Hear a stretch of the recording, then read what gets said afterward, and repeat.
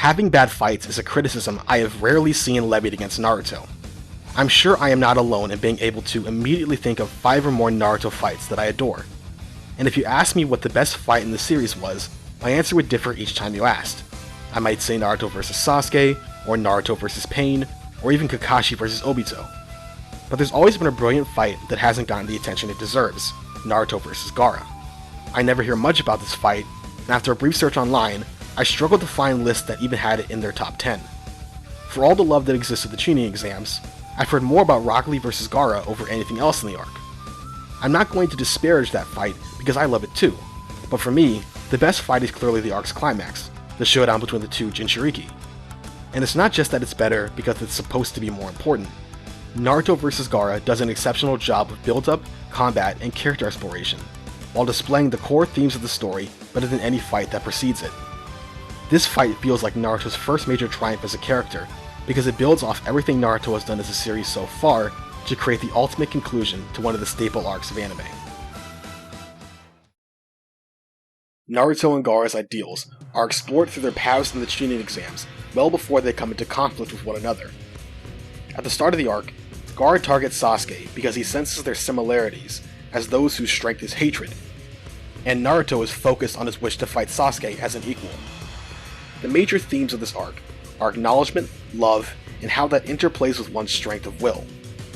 As someone who knows the pain of loneliness, Naruto's goal is to have other people acknowledge his existence, and because he was saved by the love of others, he resolves to protect them and never give up on his way. The written test establishes the strength of Naruto's will and resolve. In the Force of Death, Naruto fights desperately to protect Sasuke from Orochimaru. Against Kiba, Naruto shows his growth as a shinobi, gaining him the acknowledgement of his classmates and the Konoha Jonin who had ridden him off. Against Neji, Naruto finds his strength from Lee and Hinata in order to prevail. Gaara, on the other hand, does things alone, which is how he passes the written exam. He threatens to kill his siblings in order to satiate his bloodlust in the middle of the second exam. And against Rock Lee, Gaara mentally breaks down when he sees Guy step in to protect him. In preparation for the final tournament, Naruto trains with Jiraiya as he learns how to control his Nine Tails power. Even Ebisu acknowledges his efforts and his name. In contrast, Gaara is left alone as he slowly loses control to Shikaku. When seeing his partial transformation, Kabuto refers to it as Gaara's true identity. We also learn why the two nations are going to war. The Sand Ninja wish to prove the need for their existence through combat, while the Leaf fight to protect those precious to them, the Will of Fire. This is a perfect reflection of the different paths Naruto and Gaara take. Going into the final round of the Chunin exams, the groundwork for Naruto vs Gaara is expertly set through an early comparison of their actions and motivations, while the looming first round matches with Neji and Sasuke, more overtly established, distract from the fact that their fight is the natural conclusion of the arc. This comes to a head when Naruto and Shikamaru confront Gaara in the hospital. During this moment and their final clash, Naruto and Gaara's dynamic is fully explored. Naruto and Gaara are literally presented as mirror images of one another. Naruto has had parallels to other characters before this, but harboring Nine Tails within him had been something unique to Naruto. The closest parallel to Naruto may be Haku with his Gekke Genkai.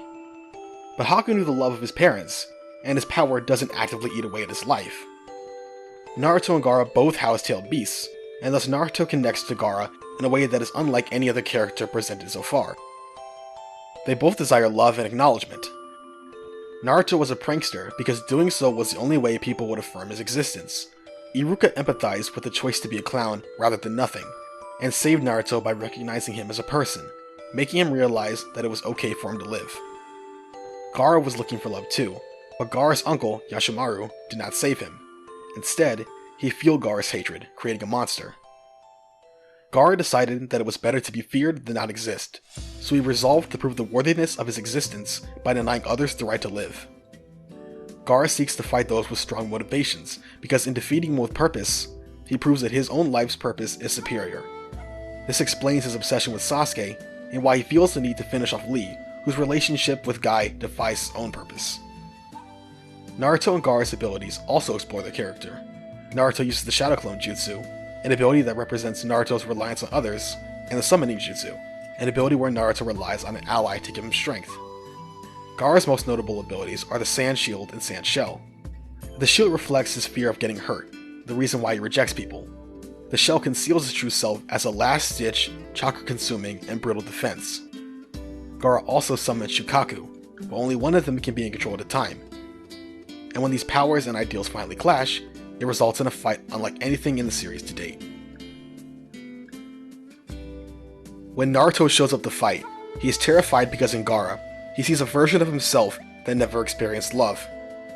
He's scared that he is inferior, and his lack of confidence results in Gaara thrashing him. Gaara wanted to defeat Sasuke to show that his hate was stronger, but he wants to break Naruto and force him to leave his friends behind to prove the inferiority of those ideals. But Naruto can't stand the thought of losing to someone like Gaara, realizing that he can't find it in him to run away because it would invalidate his entire life. He appreciates the people who saved him, and can't stand the thought of losing to someone who denies the power of bonds. This is one of my favorite parts of the series, because it perfectly encapsulates Naruto as a character. Naruto has been working since the beginning of the series to control his massive chakra, which he struggles to wield because of the Nine-Tailed Fox. He trained extensively to do so with Jiraiya, but still never got the hang of it. Against Gaara, Naruto powers up only after thinking of Haku and Iruka.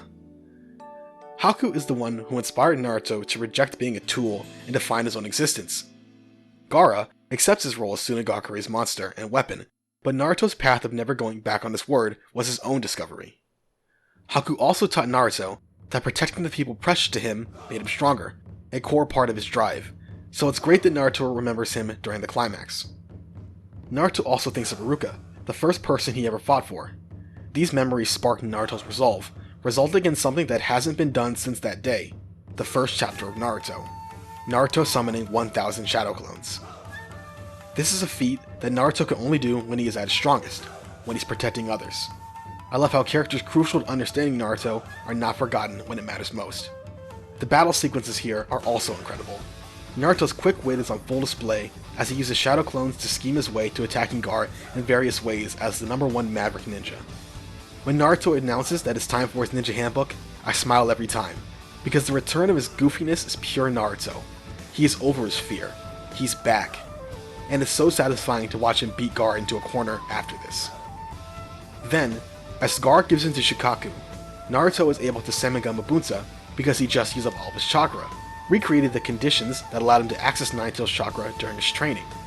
As well, Gamabunta decides to work with Naruto, a great contrast to how Shukaku controls Gaara, because Naruto had already done the work of protecting Gamakichi from Gaara earlier in the battle. This pins down Naruto's strength.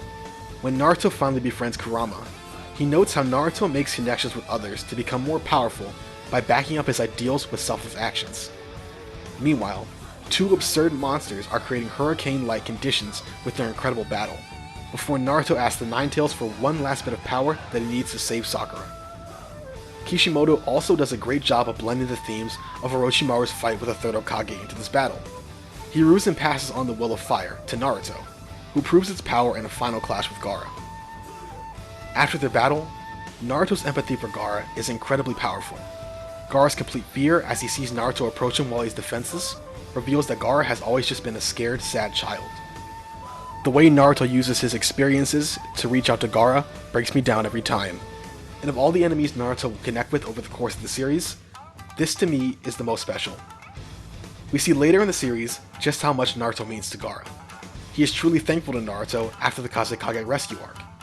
He inspires the Allied Shinobi forces in a very Naruto-like way, and he fantasizes about being friends with Naruto in his infinite Tsukiyomi dream. It reminds me of how Haku felt about Zabuza, the first person to acknowledge him. In this arc, Naruto became Gaara's Iruka, his Zabuza, that one person who saved him and completely changed his life. Naruto's conflict with Gaara serves as an unmatched exploration into who Naruto is as a character and what the series stands for. The key themes of the series, the importance of bonds, the use of empathy and conflict to forge understanding, and the importance of identity, are all explored and developed in a way no singular Naruto fight does until perhaps Naruto and Sasuke's clash at the end of Part 1. It is Naruto's biggest moment prior to the Pain arc, and the ramifications of the fight are immense. Naruto's actions turn Gaara on the right path, and awaken Sasuke to his weakness, contributing to his decision to abandon his friends, while confirming Naruto's ninja way. It may not be as, quote, raw as Lee dropping the weights, or as beautifully animated as Kakashi vs. Obito. But this fight contains the heart of Naruto, and deserves recognition as one of the series' greatest moments.